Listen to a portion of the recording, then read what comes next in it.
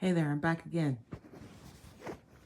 But that's because I just read an article that said that right now, um, Canada is considering um, assisted termination for mentally ill people. And I would like to speak on that.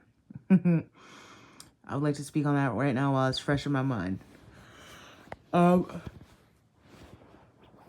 so, Canada already has in place assisted termination for those who are terminally ill. So there's no hope of recovery.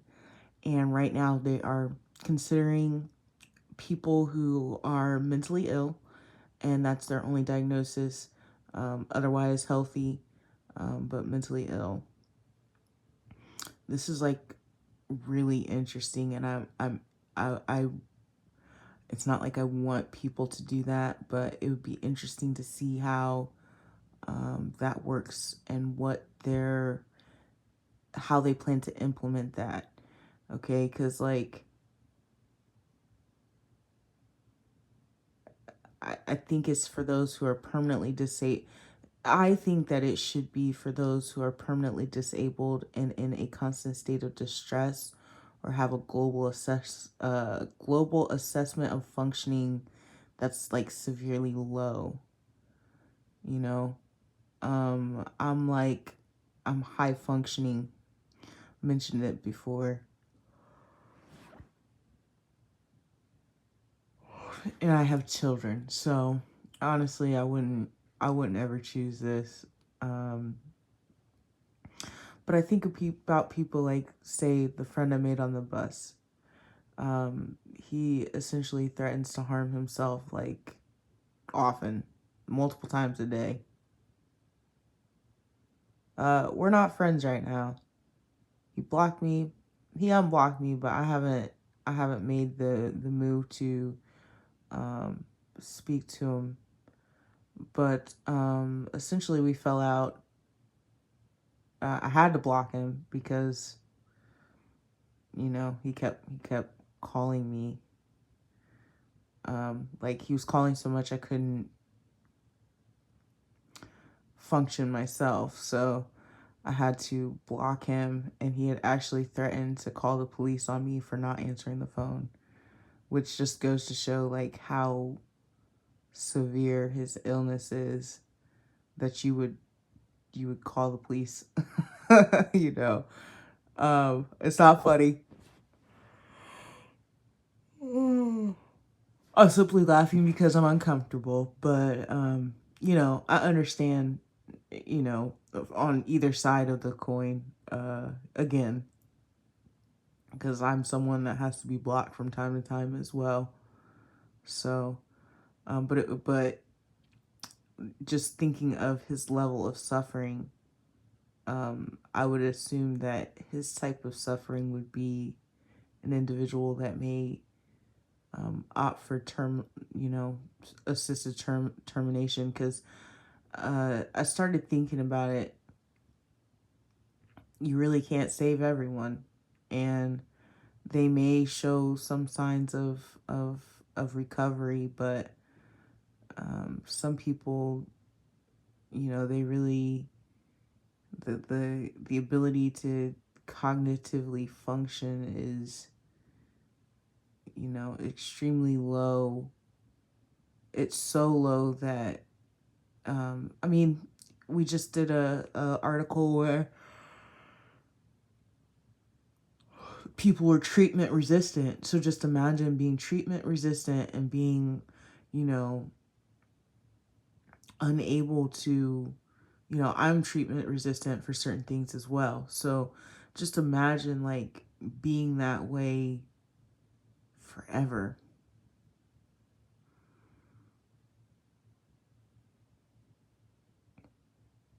Um,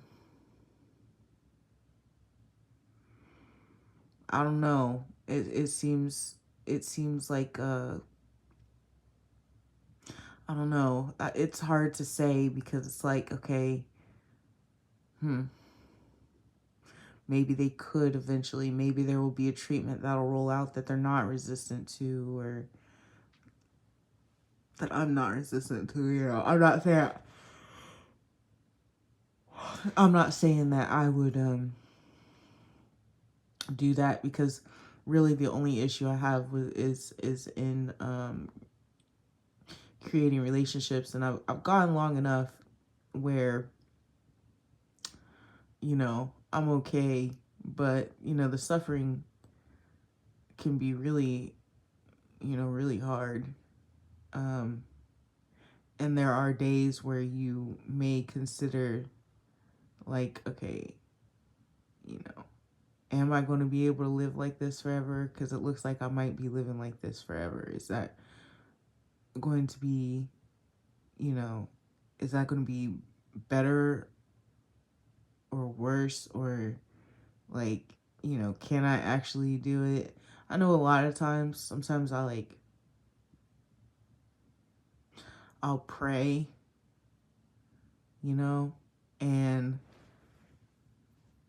I will tell them, please, them as in the ethers, God, universe, self, you know, just, I don't think I can do this another day. And I do eventually do it another day. I mean, every day I'm here, so, but, like, thinking back on that friend, like, I don't know. I don't know if I would want him. Like, I don't know. It's like a really touchy subject, because no one should have to suffer. And it's not his fault.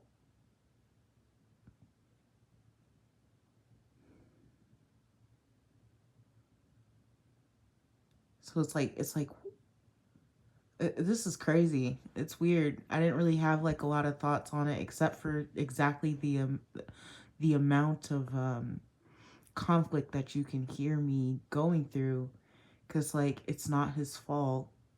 So why would he have to die?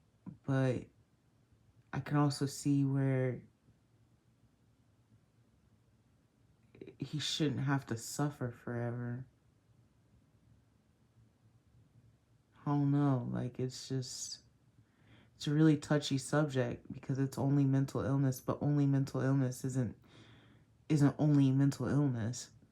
You can't keep a job. I can't. I've struggled to keep a job as well. Um, you know,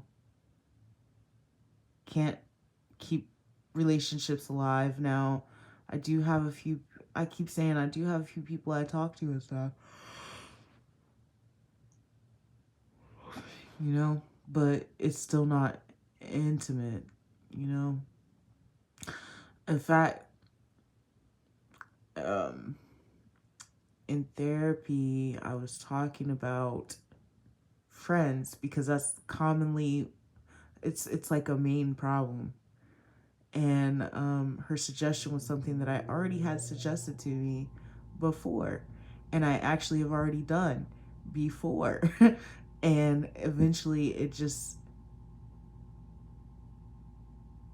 grows tiring, because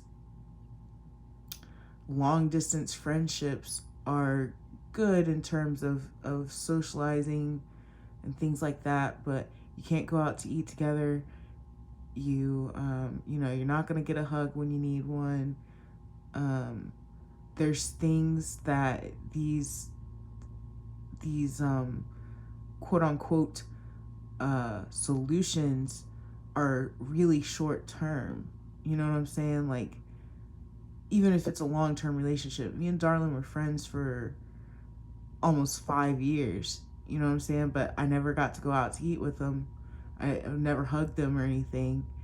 And um, if that's all you have, at some point, it does become it does it doesn't feel good, because then again desire comes into play. I want to hug my friend. I want to socialize with my friend. And maybe one day we could have gotten to that point when either one of us got our financial situation together, but we're both mentally ill. So we're both struggling to keep jobs. We're both struggling to do certain things and to make that happen, you know? So, you know, it's hard. It's definitely hard. Um, and, you know, I also date myself. I do things by myself. I do not have a problem with doing things by myself. You know, I don't think my friend does either. He when I met him, he had like a little routine that he was doing all the time. You know, um, that self-reliance for some just isn't sustainable or does not feel good. It doesn't feel like you've accomplished anything. Doesn't feel like you belong. And I guess I could understand uh, that level of suffering.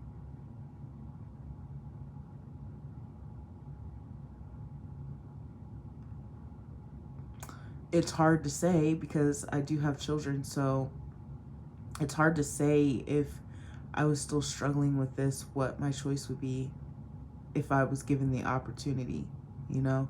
Like, I have children, so that's not an option, though I have tried to harm myself while with children. Um, but, you know, on the other side of the third child, I guess, you know, I found a purpose and things like that. But I don't know, like if I didn't have children and I was still going through this, which if I didn't have children, you know, children are like they're not responsible for me, but they are kind of like a protection in some extent because um I in this pursuit to find find somewhere I belong, I've found myself in like really dangerous places, and I think that I would have found myself if even more dangerous situations if I didn't have someone to come home to. You know, like if in the back of my mind, I know I need to get back to my son, I need to get back to my daughter, I need to do this, I need to do that, I would have probably taken more risk in the pursuit of camaraderie. And I think maybe my mental health wouldn't be as great because I would have experienced even more trauma um, and more suffering. So, you know, it's hard to say what I would do if I didn't have children. But I kind of, based on what I'm saying here, I probably would lean towards the assisted self-harm and the assisted termination. I would, I probably would. And a lot of people frown upon it, but, you know, after having this 14-minute conversation with you, you know, Canada, I'm in America, but I support that decision should you make it. All right, I'm going to bed now. I saw the advertisement. It said, you know, Ashley Furniture, and on the box it said Ashley Sleep. I literally saw that right before I opened the article. So I'm being instructed to go to bed. Bye.